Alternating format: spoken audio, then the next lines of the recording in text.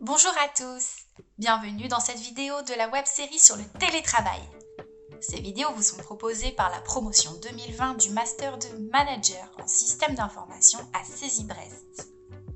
Nous évoquerons les problématiques liées à la généralisation du télétravail, des impacts économiques en passant par les outils et la sécurité informatique, ainsi que les conséquences juridiques et législatives, et enfin, l'adaptation du management à ce mode d'organisation. Vous pouvez laisser vos questions sous les différentes vidéos. Nous y répondrons dans une foire aux questions dédiée. Et maintenant, place à la vidéo. Bonjour à tous, la vidéo d'aujourd'hui aura pour thème le droit et le télétravail. Le télétravail, s'il est bien encadré, peut être une source d'opportunités. Cependant, sa mise en place soulève quelques questions, notamment concernant la protection des données, le droit à la déconnexion ou l'évaluation du travail. Dans cette vidéo, nous allons aborder certains de ces sujets et d'autres en nous appuyant sur des textes de loi et des recommandations de la CNIL. Commençons par regarder quelle est la définition du télétravail dans la loi. Dans l'article 1222-9 du Code du travail, elle est la suivante. Le télétravail désigne toute forme d'organisation du travail dans laquelle une tâche qui aurait pu être exécutée dans les locaux de l'employeur est effectuée par un salarié hors de ses locaux de façon volontaire et en utilisant les technologies de l'information et de la communication.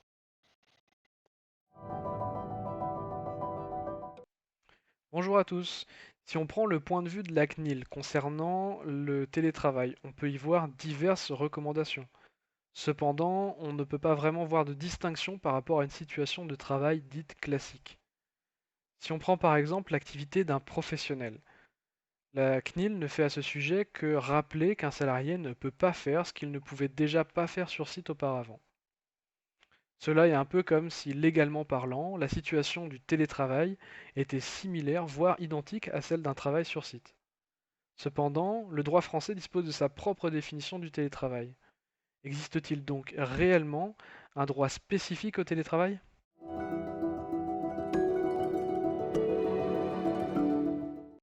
Alors non, il n'existe pas du droit du télétravail, en tout cas pas comme il existe un droit du travail. Le télétravailleur est soumis au Code du travail et dans ce dernier, on voit apparaître trois articles qui définissent et encadrent le télétravail. Nous avons d'abord le 1222-9 qui lui définit le télétravail, puis le 1222-10 qui lui décrit les obligations de l'employeur vis-à-vis de son employé en télétravail, puis enfin le 1222-11 qui lui a été ajouté afin de répondre à des cas très précis de crise sanitaire. On peut aussi citer la loi Sauvadet qui, elle, encadre le télétravail dans la fonction publique. J'aimerais également ajouter que la CNIL fait plusieurs recommandations concernant la mise en place du télétravail en entreprise, à la fois du côté de l'employeur et de l'employé. En ce qui concerne l'employeur, la CNIL préconise principalement de sécuriser davantage le système d'information en commençant par la création d'une charte informatique spécifique au télétravail. Ensuite, faire une analyse d'impact et de risque en cas de modification des règles de gestion, comme par exemple les droits d'accès ou le contrôle à distance, ainsi que d'équiper l'ensemble des postes de l'entreprise de logiciels de sécurité comme des antivirus ou des pare-feux, et enfin proposer aux employés une liste d'outils de communication afin de garantir la confidentialité et la fiabilité des données échangées, tout en garantissant la protection des données à caractère personnel. Pour ce qui est de l'employé, la CNIL rappelle simplement une liste de bonnes pratiques qui peuvent également être mises en place en dehors du télétravail, en commençant par la sécurisation de la ligne Internet en vérifiant le paramétrage de la box et de sécuriser notre accès Wi-Fi. Ensuite, la CNIL préconise à l'employé de favoriser l'utilisation de l'équipement fourni par l'entreprise plutôt que d'utiliser son propre équipement. Cependant, si on est forcé d'utiliser notre équipement personnel pour le télétravail, la CNIL préconise tout de même de mettre à jour les logiciels de sécurité comme les antivirus ou les pare-feux, ainsi que d'utiliser un compte spécifique au télétravail qui lui aura des droits très limités afin de limiter les risques d'impact sur l'ordinateur personnel, ainsi que d'utiliser des mots de passe forts pour l'ensemble de nos services et de favoriser l'utilisation de la double authentification dès que cela est possible.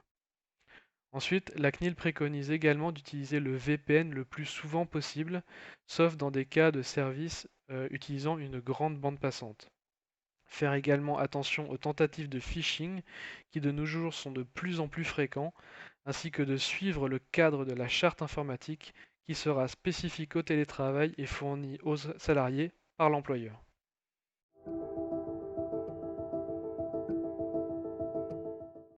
La charte est recommandée par la CNIL, mais légalement, aucun document spécifique au télétravail n'est nécessaire.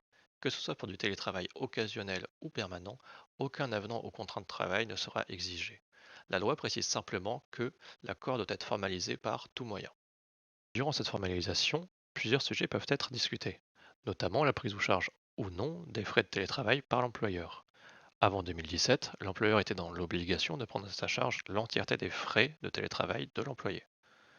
Autre sujet qui peut être évoqué, c'est le choix des jours télétravaillés. Bien que ce point puisse faire l'objet d'une discussion entre employé et employeur, la décision finale reviendra toujours dans ce cas précis à l'employeur. Et sinon, concernant la crise de la Covid-19, a-t-elle eu des conséquences concernant la législation sur le télétravail?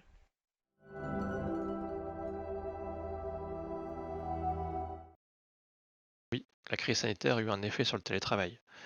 Durant cette crise, nous avons pu voir en application l'article 1222-11 du Code du travail.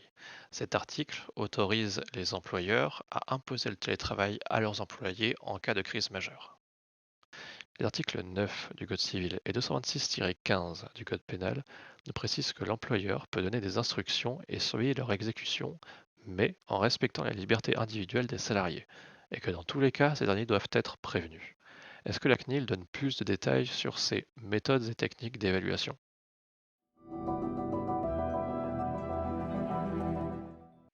En effet, on retrouve cela du côté de la CNIL, qui rappelle qu'un employeur a tout à fait le droit de mettre en place un dispositif de contrôle de l'activité de ses employés. Cependant, il est important de rappeler que le télétravail ne lui permettra pas d'exercer ce droit de manière excessive. À ce sujet, la CNIL rappelle que l'employeur est soumis à une obligation de loyauté envers ses salariés et doit donc en avance prévenir l'ensemble de ses salariés de la mise en place d'un tel dispositif dans son entreprise. En cas de manquement à cette obligation, ce sera sa responsabilité qui sera engagée. Il est également important de souligner qu'un tel dispositif de contrôle qui serait de manière permanente ne sera jamais légitime, sauf dans de très rares cas où il y a un très fort risque au niveau de la sécurité. La CNIL conseille plutôt la mise en place d'objectifs qui peuvent être contrôlés de manière régulière par l'employeur. Un compte-rendu régulier de la part du salarié pourrait être un très bon exemple de dispositif de contrôle de son activité qui serait tout à fait légitime.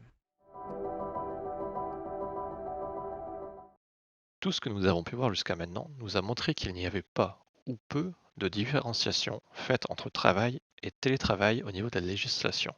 Et c'est aussi le cas concernant les accidents de travail. En effet, le Code du travail prévoit déjà un principe selon lequel tout accident arrivé sur le lieu de télétravail et pendant l'exercice de l'activité professionnelle est présumé être un accident de travail. On peut aussi préciser que le lieu du télétravail, s'il n'est pas fixé par une charte ou par un accord avec l'employeur, est au choix du salarié. Il peut alors décider de télétravailler depuis un café, un restaurant ou n'importe quel autre lieu depuis lequel il peut réaliser son activité. Par contre, cette possibilité qui est laissée aux employés de choisir leur lieu de télétravail peut représenter des risques au niveau de notamment sécurité informatique qui ne sont pas mentionnés dans la loi. Est-ce que la CNIL parle de ce sujet?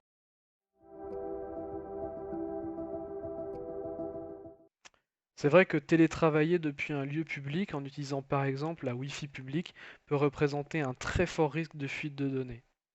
Et pour répondre à cette question, la CNIL s'appuie sur l'article 4 de la RGPD qui définit que le responsable du traitement des données est celui qui définit la finalité et les moyens de traitement des données. Il s'agira donc ici de la responsabilité de l'employeur.